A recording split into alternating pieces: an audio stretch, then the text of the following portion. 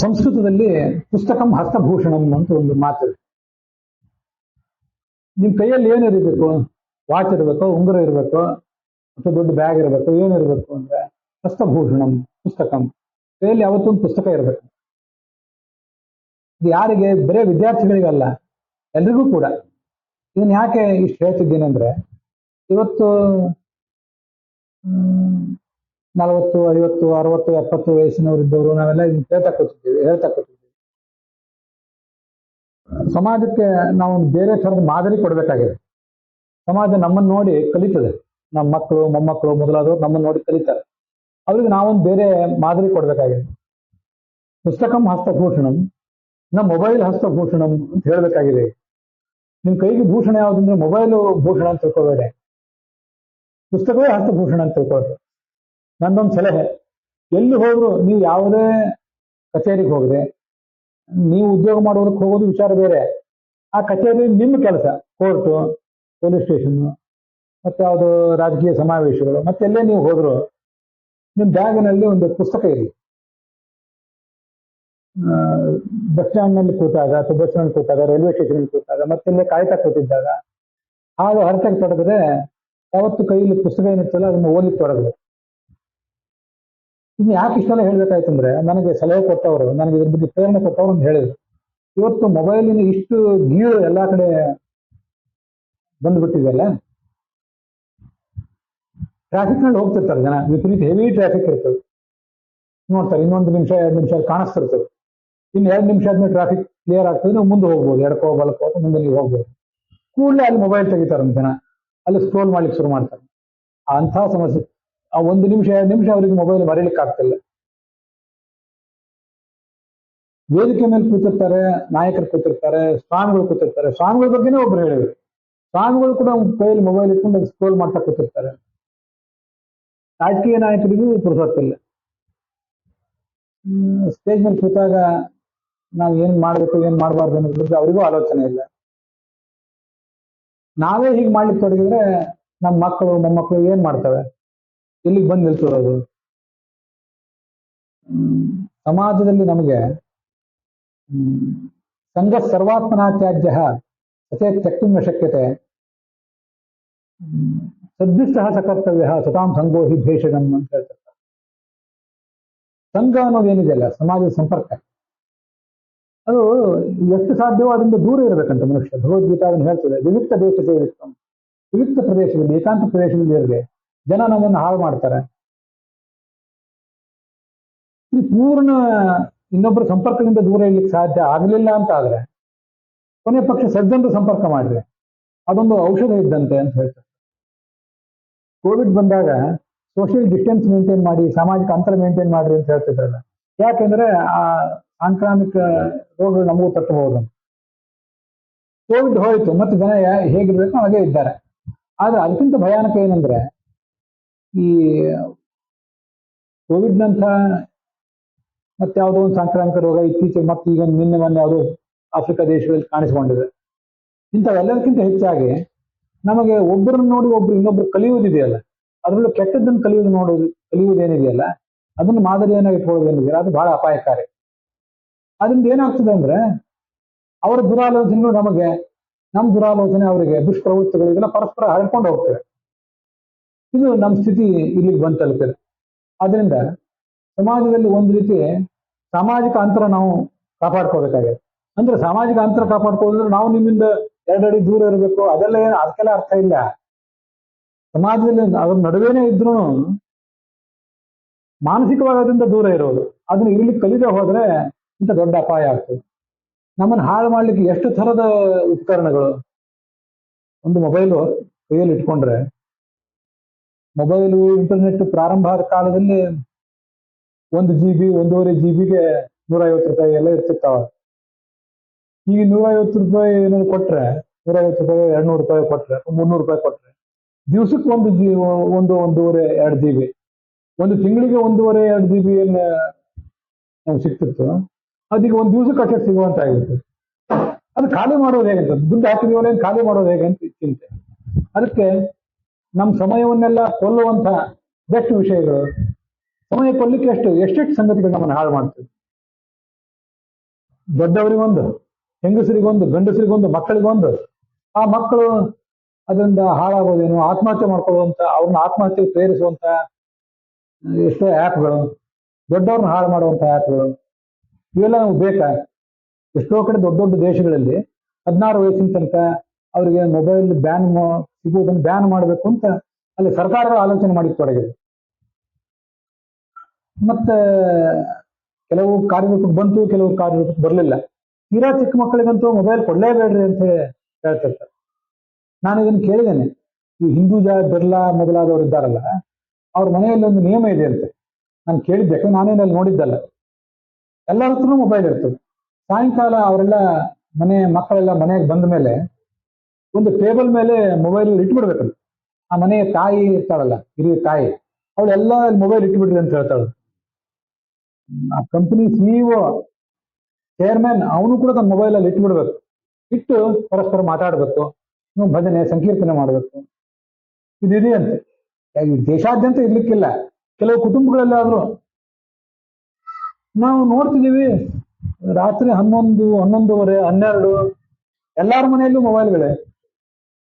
ನನ್ನ ಕೈಯಲ್ಲೇನೆ 3 ಮೊಬೈಲ್ ಯಾವಾಗಲೂ ಇರ್ತದೆ. ಎಲ್ಲಿ ಓಡಾಡುವಾಗಲೂ 2 ಮೊಬೈಲ್ ಅಂತ ಯಾವಾಗಲೂ ಇರ್ತದೆ. ಒಂದು ಟ್ಯಾಬ್ ಇರ್ತದೆ, ಇನ್ನು ಮತ್ತೊಂದು 2 ಮೊಬೈಲ್ಗಳು ರೆಕಾರ್ಡಿಂಗಿಗೆ, ಮತ್ತೆ ಏನೋ ಕಾರಣಕ್ಕಾಗಿ ಮತ್ತೆ 2 ಮೊಬೈಲ್ ಇರ್ತವೆ. 4-5 ಮೊಬೈಲ್ಗಳು ನನ್ನ ಹತ್ರ ಯಾವಾಗಲೂ ಇರ್ತವೆ. 2 ಮೊಬೈಲ್ ಅಂತೂ ಜೊತೆಗೆ ಯಾವಾಗಲೂ ಇರ್ತವೆ.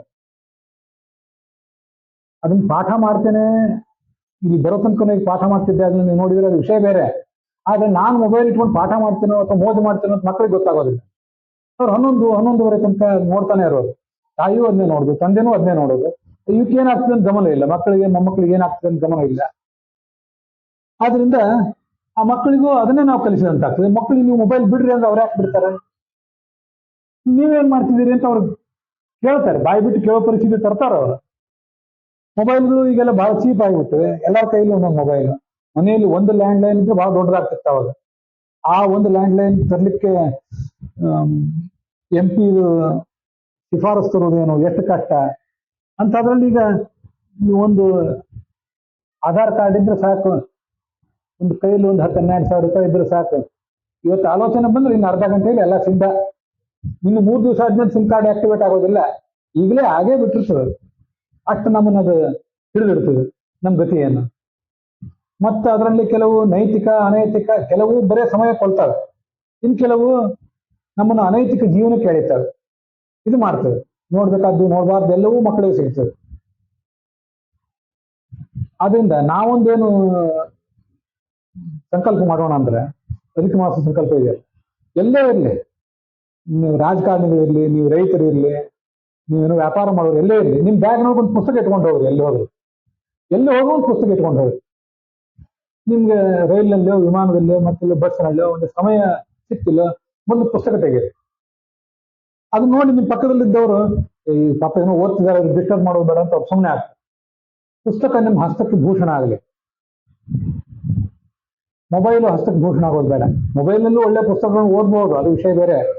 ಯಾವತ್ತು ನನ್ನ ಮೊಬೈಲ್ನಲ್ಲಿ ಬೇಕಾದ ಪುಸ್ತಕಗಳನ್ನ ನಾನೇ ಇಟ್ಕೊಂಡು ಓಡಾಡ್ತಿರ್ತೇನೆ. ಆದ್ರೆ ನಾನು ಓದಿರೋ ಪುಸ್ತಕನ ಅಥವಾ ಸಾಮಾಜಿಕ ಜಾಲತಾಣಗಳು ಅದು ಯಾರಿಗೆ ಗೊತ್ತಾಗ್ತದೆ? ನಾನು ಪುಸ್ತಕ ಓದ್ತಿದ್ದೀನಿ ಅನ್ನೋದು ನನ್ನ ಮಕ್ಕಳು ಮೊಮ್ಮಕ್ಕಳಿಗೆ ಗಮನಕ್ಕೆ ಬರೋದಿಲ್ಲ. ನಾನು ಕೈಯಲ್ಲಿ ಮೊಬೈಲ್ ಇಟ್ಕೊಂಡಿರೋದು ಮಾತ್ರ ಅವ್ರ ಗಮನಕ್ಕೆ ಬರ್ತದೆ. ಹೀಗೆ ನಾವು ಮಾಡ್ತಾ ಹೋದ್ರು. ಪುಸ್ತಕ ಇಟ್ಕೊಂಡು ನೋಡಿದ್ರೆ ಅದು ಉಳಿದವ್ರಿಗೆ ಸ್ವಲ್ಪ ಪಾಪ ಅವ್ರ ಪುಸ್ತಕ ಓದ್ತಿದ್ದಾರೆ, ನಾವು ಅವ್ರಿಗೆ ತೊಂದರೆ ಕೊಡೋದು ಬೇಡ ಅಂತಾರೆ. ಇನ್ನು ಯಾರು ಕಲಿಯೋ ಬುದ್ಧಿ ಇದ್ದವ್ರು ಇದ್ರೆ ಮತ್ತೊಂದೆರಡು ದಿವಸ ಆದ್ಮೇಲೆ ಸಾಕಿನ್ನು ನಾವು ಪಾಪ ಅವ್ರು ಅಷ್ಟೆಲ್ಲ ಕಷ್ಟ ಓದ್ತಿದ್ದಾರೆ, ನಾವು ಏನಾದ್ರು ಓದೋಣ ಅಂತ ಅನಿಸ್ತು.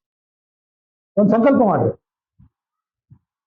ಕನ್ನಡ, ಸಂಸ್ಕೃತ, ಇಂಗ್ಲಿಷು, ಹಿಂದಿ, ಆರಂಭದಲ್ಲಿ ಕನ್ನಡದ ಪುಸ್ತಕಗಳನ್ನಾದ್ರೂ ಓದ್ತೀನಿ ಅಂತ ಸಂಕಲ್ಪ ಮಾಡಿ. ಇದೆಲ್ಲ ಬೇರೆ ಸಂದರ್ಭದಲ್ಲಿ ನಂಗೆ ಹೇಳಲಿಕ್ಕೆ ಆಗೋದಿಲ್ಲ, ಈಗ ಹೇಳ್ತಿದ್ದೀನಿ. ಯಾರೋ ಒಬ್ರು ನನಗೆ ಹೇಳಿದ್ರು, ಶಿವರಾಮ್ ಕಾರಂತರು, ಭೈರಪ್ಪ, ಅನಕೃಷ್ಣರಾವ್, ಸಸು ಶ್ಯಾಮರಾವ್ ಅಂತವ್ರು ಬರೆದದ್ದು, KT ಗಟ್ಟಿ ಬರೆದದ್ದು, ಮತ್ತು ಇತ್ತೀಚಿನವ್ರು ಬರೆದದ್ದು ಎಲ್ಲಾ ಥರದ ಪುಸ್ತಕಗಳನ್ನ ಓದ್ರಿ. ಮನೆಯಲ್ಲಿ ತಂದು ಇಟ್ಕೊಳ್ರಿ ಅಥವಾ ಲೈಬ್ರರಿಗೆ ಹೋಗಿ ಹೋದ್ರಿ. ಒಂದ್ ಕಾಲದಲ್ಲಿ ಮೊಬೈಲ್ ಇಳಿದ ಕಾಲದಲ್ಲಿ ಲೈಬ್ರರಿಗಳೆಲ್ಲ ತುಂಬಿರ್ತಿದ್ವು. ಮುಂದೆ 2002ನೇ ಇಸ್ವಿ ನಂತರ ನೋಡಿದ್ರೆ ಯಾರೂ ಲೈಬ್ರರಿಗೆ ಹೋಗೋರೇ ಇಲ್ಲ. ಹಾಗೆ ಅಂತ ಹೇಳಿ ಲೈಬ್ರರಿ ಕಟ್ಟಡನೂ ಸಣ್ಣದಾಯಿತು. ನೀವು ಬರ್ಲಿಲ್ಲ ಅಂದ್ಮೇಲೆ ನಾವೇನ್ ಮಾಡೋಣ ಅಂತ ಲೈಬ್ರರಿ ಕಟ್ಟಡ ಸಣ್ಣದು ಮಾಡಿದ್ರು.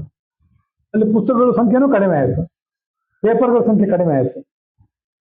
ಆ ಲೈಬ್ರರಿಯನ್ಗೂ ಪ್ರೋತ್ಸಾಹ, ಅವನಿಗೆ ಬೇಕಾದ ಸಂಬಳ ಎಲ್ಲನೂ ಸರಿಯಾಗಿ ಸಿಗದಂತಾಯಿತು. ಒಂದು ಒಳ್ಳೆ ಅಭ್ಯಾಸ ಮಾಡ್ಕೊಳ್ತೀನಿ, ನಾನು ಮಾಡ್ಕೊಂಡಿದ್ದೇನೆ, ನಾನು ಇದನ್ನೆಲ್ಲನೂ ಮಾಡಿದ್ದೀನಿ ಅಂತಲ್ಲ. ನೀವೊಂದು ಸ್ವಾರಸ್ಯ ಸಂಗತಿ ಹೇಳ್ಬೇಕು, ನೀವು ಮೊಬೈಲ್ ಬಗ್ಗೆ ಜನರಿಗೆ ಹೇಳ್ರಿ. ಯಾಕಂದ್ರೆ ನೀವು ಮೊಬೈಲ್ ಇಟ್ಕೊಂಡು ಕೈಯಲ್ಲಿ ಸಮಯ ಹಾಳು ಮಾಡುವವರಲ್ಲ, ನಿಮ್ ಬಗ್ಗೆ ನಂಗೆ ನಂಬಿಕೆ ಇದೆ, ಅದಕ್ಕೆ ನೀವು ಹೇಳ್ರಿ ಅಂತ ಒಬ್ರು ಹೇಳಿದ್ರು ನಾನು. ಅವಾಗ ಇದನ್ನ ಅವ್ರು ಹೇಳಿ 3 ದಿವಸ ಆಯ್ತು. ನಾನು ಇವತ್ತು ಹೇಳ್ತಿದ್ದೀನಿ ನಿಮ್ಗೆ. ಯಾಕೆಂದ್ರೆ ರಾಮಕೃಷ್ಣ ಪರಮಹಂಸರ ಹತ್ರ ಒಬ್ಳು ಮಹಿಳೆ ಬಂದ್ಲು. ನನ್ನ ಮಗ ತುಂಬಾ ಬೆಲ್ಲ ತಿಂತಾನೆ, ಅವ್ನಿಗೆ ಸ್ವಲ್ಪ ಬುದ್ಧಿ ಹೇಳ್ರಿ ನೀವು.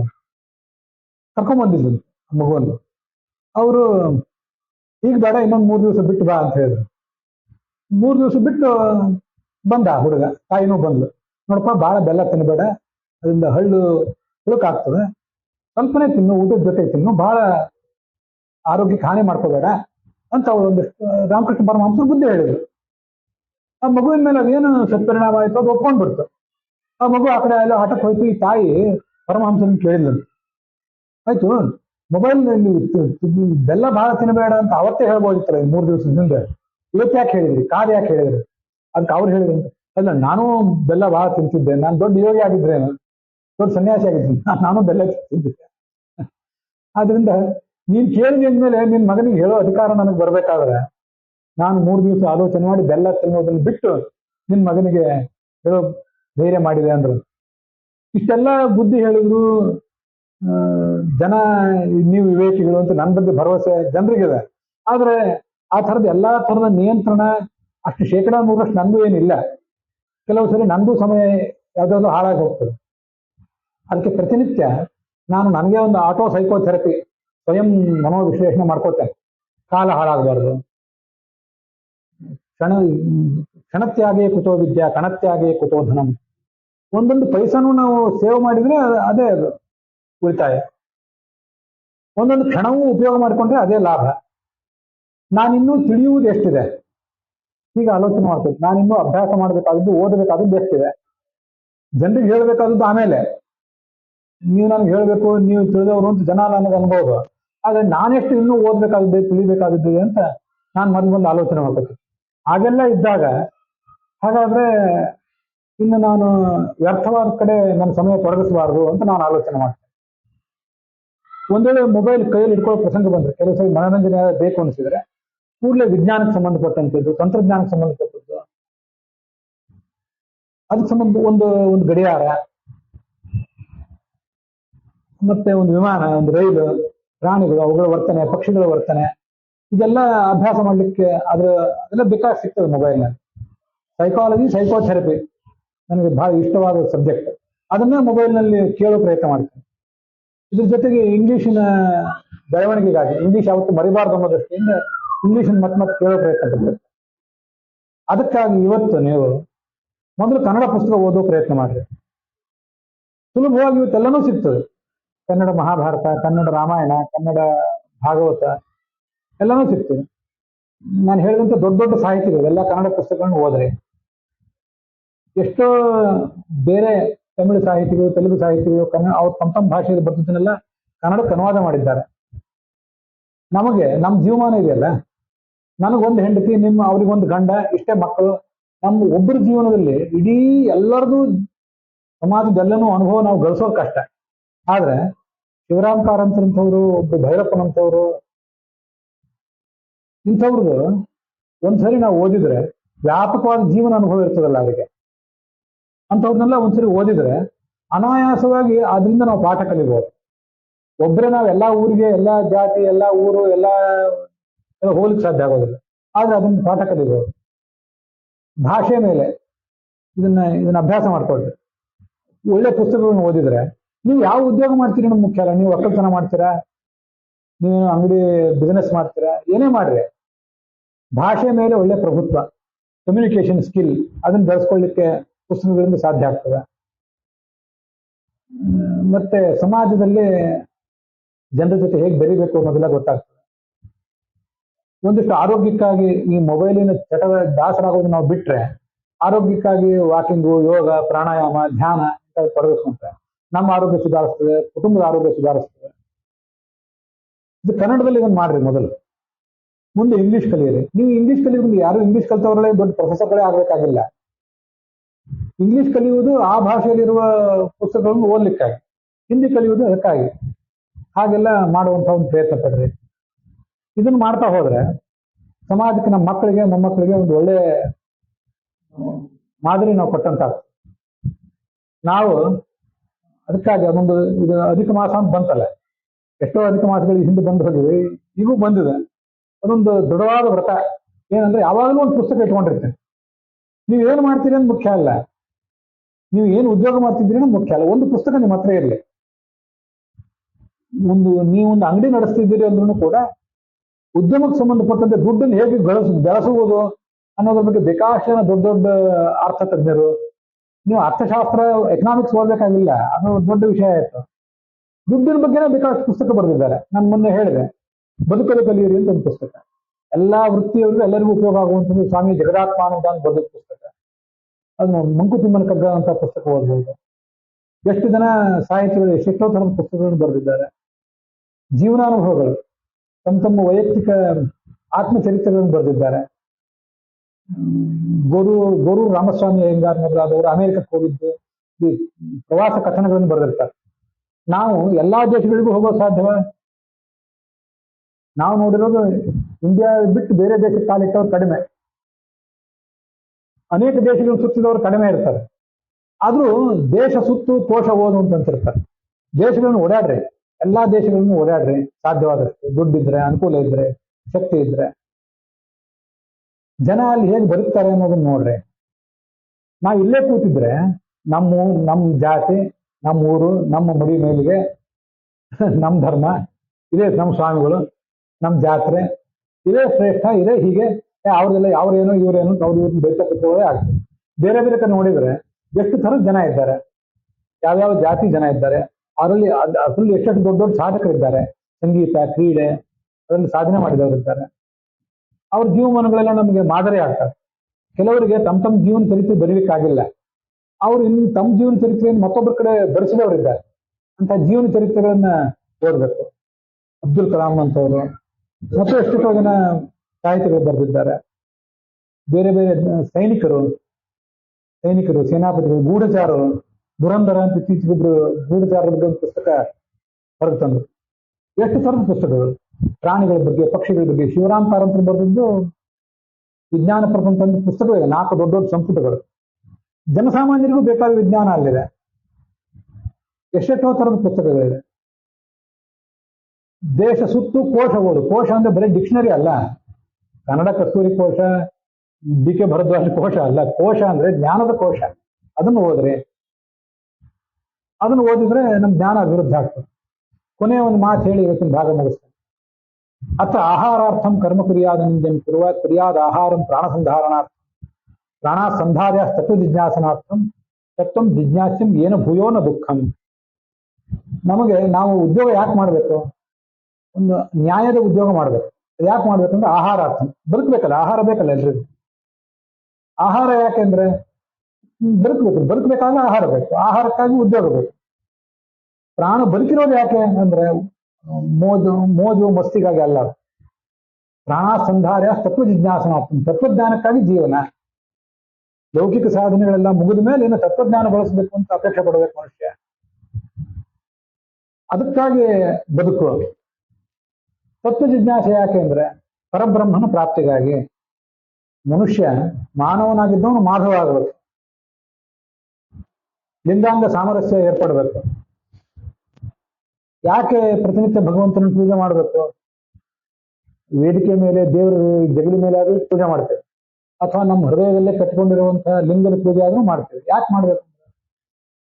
ಆ ಭಗವಂತನ ಒಂದು ದಿವಸ ತಲುಪಬೇಕು ಅನ್ನೋದಕ್ಕಾಗಿ ಅದಿರೋದು.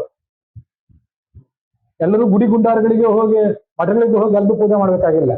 ಯಾಕೆ ನಮ್ಗೊಬ್ಬೊಬ್ರಿಗೆ ಒಂದೊಂದು ಲಿಂಗ ಕೊಟ್ಟಿರ್ತಾರೆ ದೇವರು ಅಂದ್ರೆ, ಲಿಂಗವಂತನಾಗು. ಭಗವಂತನ ಲಿಂಗ ಅಂದ್ರೆ ಭಗವಂತ. ಭಗವಂತ ಯಾವ ಶಬ್ದಗಳಿಗೆಲ್ಲ ಒಂದೇ ಅರ್ಥ. ಬ್ರಾಹ್ಮಣ, ಹಿಂದಿನ ಅನೇಕ ಸರಿ ಹೇಳಿದ್ದೆ, ಬ್ರಾಹ್ಮಣ ಅನ್ನೋ ಶಬ್ದಕ್ಕೂ ಲಿಂಗವಂತ ಅನ್ನೋ ಶಬ್ದಕ್ಕೂ ವಸ್ತುತಃ ಅರ್ಥ ಒಂದೇ ಆಗ್ತದೆ. ಹಾಗೆ ವಿಚಾರ ಮಾಡಿದ್ರು. ಬ್ರಾಹ್ಮಣ ಅಂದ್ರೆ ಬ್ರಹ್ಮನ ಬೆನ್ನು ಹತ್ತಿ ಹೋದವ. ಬ್ರಹ್ಮ ಎಲ್ಲಿದ್ದಾನೆ? ಹೊರಗೆ ಹೋಗೋದಲ್ಲ, ಬ್ರಹ್ಮ ಒಳಗೆ ಇದ್ದಾನೆ. ಅವನನ್ನು ಕಾಣುವ ಪ್ರಯತ್ನ ಮಾಡುವವನೇ ಬ್ರಾಹ್ಮಣ. ಯಾರು ಲಿಂಗವನ್ನು ಕಟ್ಟಿಕೊಂಡಿದ್ದಾನೆ, ಬರೀ ಎದೆ ಮೇಲೆ ಮಾತ್ರ ಕಟ್ಟಿಕೊಳ್ಳುವುದಲ್ಲ, ಲಿಂಗವನ್ನು ಮನಸ್ಸಿನಲ್ಲಿ ಯಾರು ಕಟ್ಕೊಂಡಿದ್ದಾನೋ ಅವನೇ ಲಿಂಗವಂತ.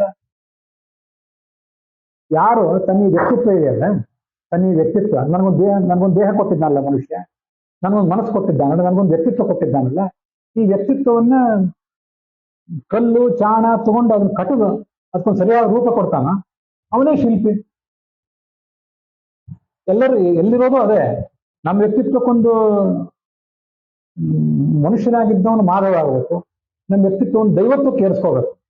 ಹಾಗೆ ಮಾಡುವವನೇ ಶಿಲ್ಪಿ. ಎಲ್ಲ ಕಡೆ ಇರುವುದು ಅದೇನೆ. ಹಾಗೆ ಮಾಡುವುದನ್ನೇ ಮನುಷ್ಯ ರೂಢಿಸ್ಕೊಂಡ್ರೆ, ಎಲ್ಲ ಜಾತಿಯಲ್ಲೂ ಎಲ್ಲ ಕಡೆ ಮಹಾತ್ಮರು ಹೇಳಿದ್ದು ಅದನ್ನೇ, ನಾವು ಪ್ರೇರಣೆ ಕೊಟ್ಟದ್ದು ಅದನ್ನೇ, ನಡೆದು ಆಡಿ ತೋರಿಸಿದ್ದು ಅದನ್ನೇ.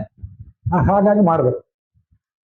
ಅದಕ್ಕೆ ಮಾಸ ಬಂದಿದೆ, ದಿವಸಕ್ಕೊಂದು ಸ್ವಲ್ಪ ಹೊತ್ತಾದರೂ ತತ್ವಜ್ಞಾನಕ್ಕಾಗಿ ಮೀಸಲಿಡ್ತೇವೆ ಅಂತ ಒಂದು ಸಂಕಲ್ಪ ತಗೊಂಡು, ಹೆಂಗಸಾಗಲಿ ಗಂಡಸಾಗಲಿ ಕೈಯಲ್ಲಿ ಯಾವತ್ತೂ ಒಂದು ಪುಸ್ತಕ ಇಟ್ಕೊಂಡಿರ್ತೀನಿ, ಸಣ್ಣ ಪುಸ್ತಕವೋ ದೊಡ್ಡ ಪುಸ್ತಕವೋ ಅದನ್ನ ಇಟ್ಕೊಂಡಿರ್ತೇನೆ, ಅದನ್ನು ಓದ್ತೇನೆ. ಇಂಥ ಪುಸ್ತಕ ಚೆನ್ನಾಗಿದೆ, ನೀ ಇದನ್ನು ಓದು ಅಂತ ಗಂಡ ಹೆಂಡತಿಗೆ ಹೇಳ್ಬೇಕು, ಹೆಂಡತಿ ಗಂಡನಿಗೂ ಹೇಳ್ಬೇಕು. ಪರಸ್ಪರ ಪುಸ್ತಕದ ಬಗ್ಗೆ ಒಂದು ಸ್ವಲ್ಪ ಆಲೋಚನೆ ಮಾಡ್ಬೇಕು ನಿತ್ಯ.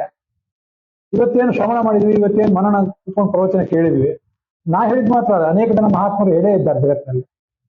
ಅವರೆಲ್ಲ ಏನ್ ಹೇಳಿದ್ದಾರೆ ಅದನ್ನ, ಇಂಥದ್ದು ನನಗೆ ತುಂಬಾ ಇಷ್ಟ ಆಯ್ತು ಅಂತ ಪರಸ್ಪರ ಹಂಚ್ಕೋಬೇಕು.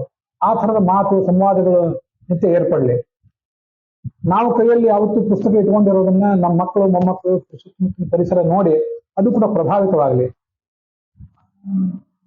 ಮೊಬೈಲ್ ನಮಗೆ ಕೈಗೆ ಭೂಷಣ ಆಗೋದು ಬೇಡ, ಹಸ್ತಕ್ಕೆ ಪುಸ್ತಕವೇ ಭೂಷಣ ಆಗಲಿ. ವಿಶೇಷತಃ ತತ್ವಜ್ಞಾನವನ್ನು ನಮ್ಗೆ ಕೊಡುವಂಥ ಪುಸ್ತಕ ಅವು ನಮಗೆ ದಾರಿದೀಪ ಆಗಲಿ ಅನ್ನೋದನ್ನ ಇವತ್ತು ಹೇಳಿದ್ದೇನೆ. ಅದಕ್ಕೆ ಇವತ್ತಿನ ಈ ಭಾಗ ಸಮಾಪ್ತ ಆಗಿದೆ.